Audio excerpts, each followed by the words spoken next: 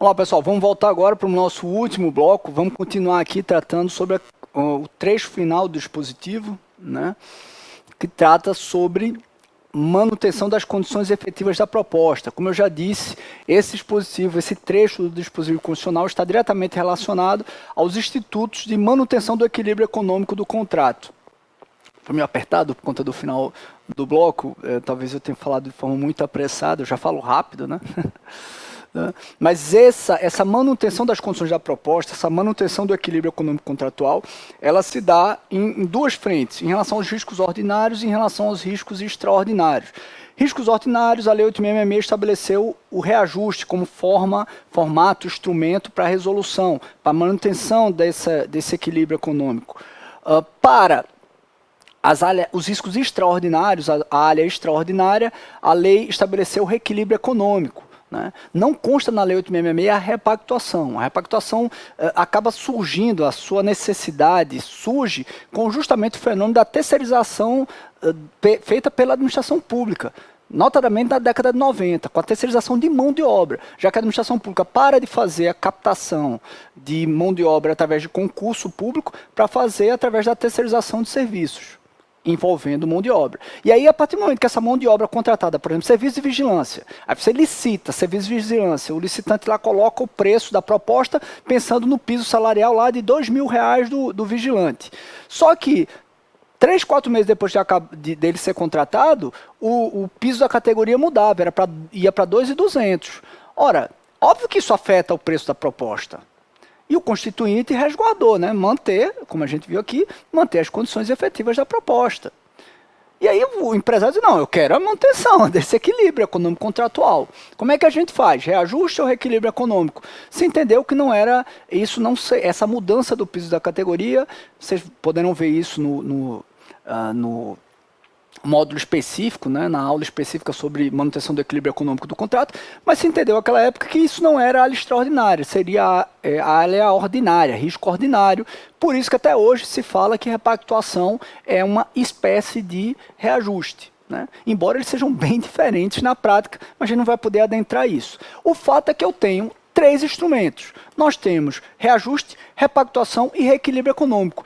Há um certo dissenso, às vezes, na doutrina, né, em relação aos nomes. Como eu também já lembrei, eu particularmente chamo de revisão ou manutenção de equilíbrio econômico o gênero. Né? Reajuste, a área ordinária, repactuação para serviços com dedicação exclusiva de mão de obra, né, quando envolve mão de obra, e reequilíbrio econômico para a área extraordinária. O professor Jacobi Fernandes, ele divide a área extraordinária também com o conceito de revisão. E isso é uma construção interessante, baseada no próprio texto da Lei 8.666, lá no artigo 65, que fala sobre a revisão dos valores quando houver aumento de carga tributária. E aí ele usa também, ele faz essa divisão da área extraordinária com a revisão focada especificamente na mudança decorrente de alteração da carga tributária. Mas o que eu preciso, no geral, independente das classificações divergentes de parte da doutrina, da jurisprudência TCU, o que eu preciso perceber é que todos esses instrumentos eles têm um objetivo, o dado pelo constituinte, manutenção das condições efetivas da proposta. Né? Manutenção das condições efetivas da proposta. E nós precisamos ter essa diretriz para interpretar a aplicação desses institutos. Seja reajuste, seja repactuação, seja reequilíbrio econômico, revisão, eu tenho que ter essa diretriz para compreender bem a aplicação desses institutos. A aplicação desses institutos no contrato administrativo. Vejam, são institutos que impactam a contratação pública, o contrato administrativo, independente de termos ou não instrumento contratual. Tá? E, por fim, habilitação e funcionalidade, né, os requisitos de habilitação. Isso também consta nesse belo inciso 21 do artigo 37, quando ele, em seu trecho final, define que o qual somente permitirá as exigências de qualificação técnica e econômica indispensáveis à garantia do cumprimento das obrigações. Indispensáveis à garantia do cumprimento das obrigações. Tá? Esse dispositivo constitucional, inclusive, gerou, durante um tempo, um certo dissenso doutrinário. né?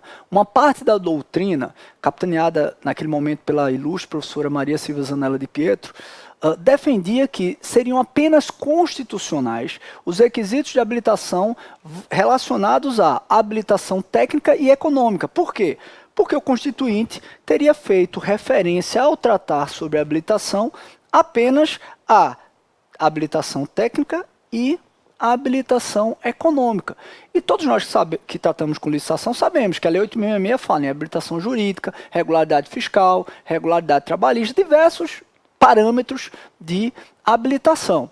E aí a doutrina da professora de Pietro, seguida por alguns autores, passou a entender que, olha, o legislador só pode estabelecer esses requisitos de habilitação, esses parâmetros de habilitação.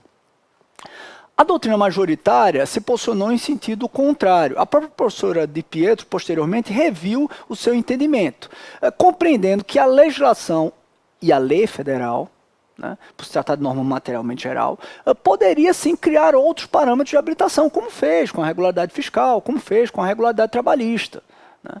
O que eu tenho que entender, o que eu preciso compreender nesse dispositivo constitucional, não é a referência literal à qualificação técnica e econômica, é perceber esse dispositivo sob a sua perspectiva funcional. Né? Eu tenho que perceber esse dispositivo sobre a sua perspectiva funcional. Né? Olhando lá no texto que as regras de habilitação, seja técnica, econômica, seja fiscal, seja trabalhista, seja o que for, elas têm uma função. Elas servem a identificar ou reduzir o risco de descumprimento das obrigações. Por isso, o filtro do café. A habilitação é isso, é um filtro. Para tentar retirar impurezas, evitar que eu contrate um fornecedor que não irá cumprir com as suas obrigações. É essa a função dada pelo Constituinte. Foi essa a função dada às habilitações nas licitações públicas pelo Constituinte. E, na prática, o que a nossa legislação infraconstitucional fez foi estabelecer diversos critérios de habilitação meramente formalistas que não têm nenhuma relação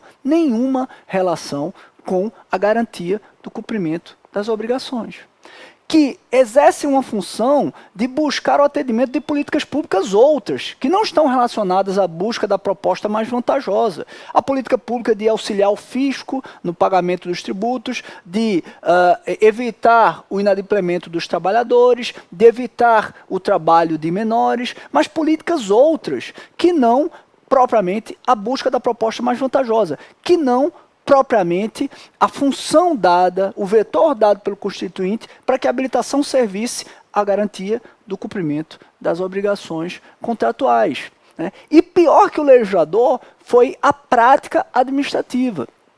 Porque o nosso legislador maximalista, muito detalhista, na Lei 8.666, estabelece diversos artigos com parâmetros de habilitação. Diversos artigos com parâmetros de habilitação. E nossos editais, de maneira errônea, simplesmente usam o Ctrl+C, Ctrl+V, colam todos os requisitos de habilitação e ficam repetidos em todos os certames públicos. Quando, em qualquer certame público, a exigência de qualquer daqueles requisitos de habilitação deveria cumprir essa função, garantia de cumprimento das obrigações.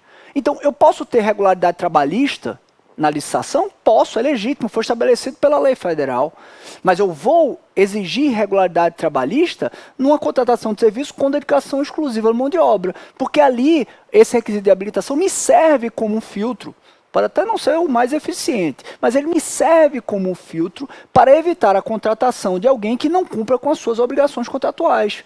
Porque uma empresa que não paga aos seus trabalhadores terceirizados, ela amplia muito o risco, caso eu a contrate, de que ela não pague esses trabalhadores terceirizados durante a execução do contrato e isso gera uma inexecução contratual, além do risco de responsabilidade subsidiária. Então, ter o filtro de habilitação é um parâmetro muito interessante para evitar a contratação de uma empresa que não cumpra com as suas obrigações. Veja que aqui a regularidade trabalhista cumpre a função constitucional. Cumpre a função definida pelo Constituinte. Agora, quando eu exijo regularidade trabalhista para comprar papel, caneta, será que eu estou cumprindo esse vetor, essa função dada pelo constituinte, ou eu estou apenas criando um critério de restrição à competição, de redução da competitividade. Isso tem que ser avaliado. Quando se fala em regularidade fiscal, será que são todos os tributos? A empresa tem que pagar todos os tributos na esfera federal, municipal ou estadual para poder disputar uma licitação? Ou devem ser tributos relacionados ao objeto contratual? Então, é necessária essa reflexão. Se exige os requisitos de habilitação para qualquer licitação, qualquer contratação. A própria Lei 8.666, lá no artigo 32, permite que, por exemplo, em licitações até o valor da modalidade de convite, eu abra mão dos requisitos de habilitação. Então, é muito importante essa reflexão. Para você que é um aluno de pós-graduação, que é um operador do direito na área de licitações públicas, é muito importante que você perceba que os requisitos de habilitação detêm uma função dada pelo constituinte. Eles devem cumprir essa função. É por isso também que os requisitos de habilitação devem ser sempre proporcionais ao objeto da licitação. Por exemplo, se eu tenho uma pretensão contratual que é dividida em diversos itens, vários itens, eu só vou exigir a habilitação de acordo com o item que a empresa está disputando.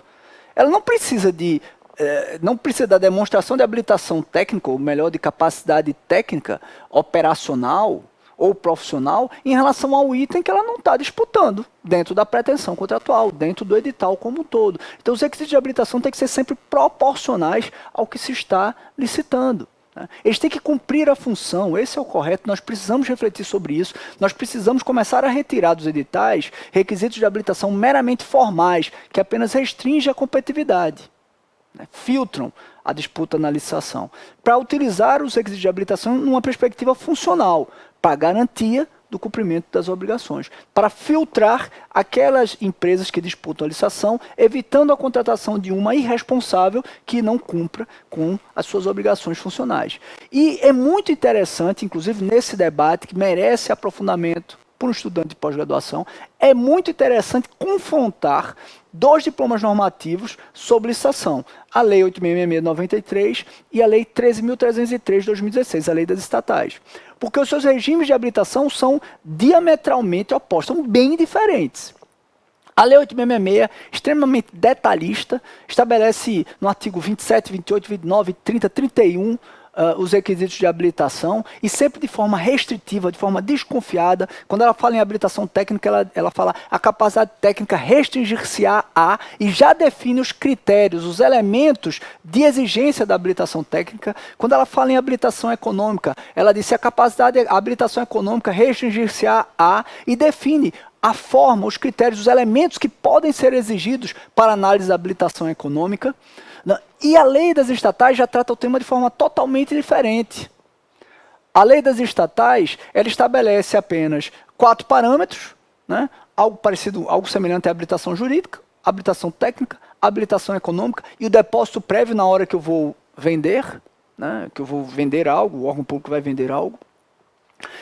Mas não define os elementos, os critérios que serão utilizados no edital para exigência dessa habilitação técnica e essa habilitação econômica, por exemplo.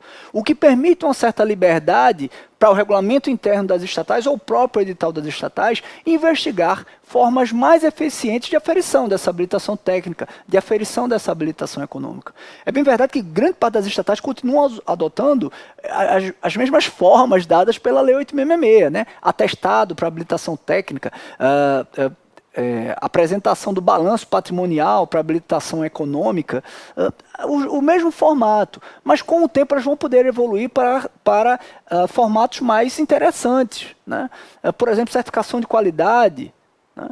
A lei das estatais expressamente permite para aquisição, mas eu não posso usar certificados também para serviços? Na nossa opinião, pode. Por quê? Porque a lei não restringiu. Ela deu os parâmetros, é um formato de habilitação técnica e eu posso utilizar sim essa certificação, se for legítimo, se for proporcional, se cumprir a função constitucional de resguardar a estatal a garantia do cumprimento das obrigações. Tá? Embora seja dada a liberdade à estatal para definir esses critérios sempre terão que respeitar esse vetor constitucional. ser proporcional e servir à garantia do cumprimento das obrigações. Se esses critérios simplesmente restringirem a competitividade, se esses critérios forem desnecessários, eles não podem e não devem ser cobrados. E aí os gestores públicos têm que ter consciência disso para não estabelecer essas regras em seus editais, que apenas restringe a competitividade, e os fornecedores, os licitantes, têm que ter o conhecimento disso através de suas equipes jurídicas, de seus advogados, para impugnar os editais que têm cláusulas, regras de habilitação que simplesmente restringem a competitividade, prejudicando o órgão público ou a estatal na busca de uma proposta mais vantajosa. Então, eram os 3 pontos que eu gostaria de tratar sobre vocês em relação a esse trecho final do dispositivo, né, que fala, lindo dispositivo que fala aqui nesse trecho final sobre a habilitação. A habilitação tem que ser percebida em sua perspectiva funcional, a habilitação tem que ser percebida em sua perspectiva funcional, não meramente formal. Tá? Os requisitos de habilitação devem ser sempre proporcionais, né, àquilo que está sendo licitado, né, e um bom parâmetro para a comparação entre 2 modelos totalmente diferentes é a Lei 8.666 de 93 e a Lei 3.303 de 2016, a Lei das Estatais.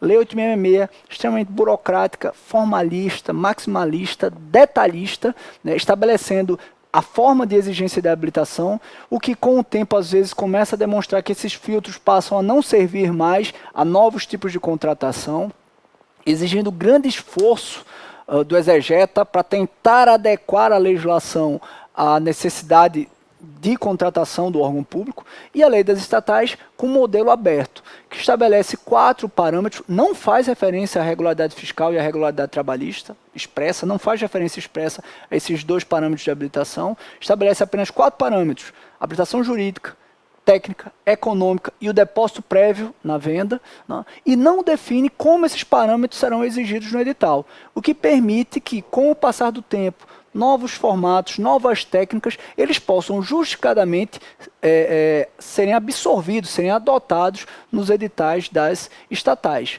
Isso, de certa forma, reduz um pouquinho a segurança, sim, mas permite uma flexibilidade para a busca de contratações mais eficientes.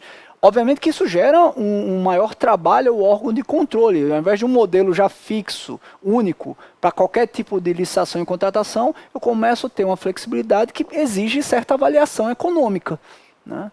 Exige certa avaliação econômica. Mas eu não tenho a menor dúvida, as estatais caminham no sentido correto, pois é necessária essa flexibilidade para que nós possamos alcançar a maior eficiência nas contratações públicas. Sem dúvida nenhuma, sem essa flexibilidade, nós não vamos alcançar eficiência nas contratações públicas. Tá bom, meus queridos? Então era isso, era o papo que eu gostaria de ter com vocês ao tratar sobre o tema de regime jurídico, não? Ou melhor, regime constitucional das licitações públicas. Era essa a ideia que eu queria ter com vocês, tratar com vocês, destacando, ao tratar sobre o regime jurídico constitucional das licitações, destacando o artigo 22, no seu inciso 27, e o artigo 37, no seu inciso 21. Sejam muito bem-vindos, alunos da nossa pós-EAD.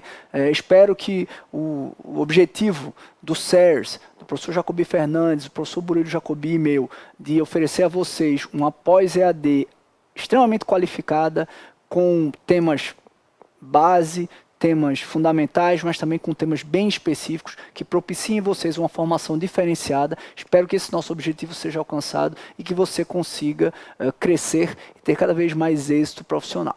Tá bom? Forte abraço, fiquem com Deus, sejam bem-vindos.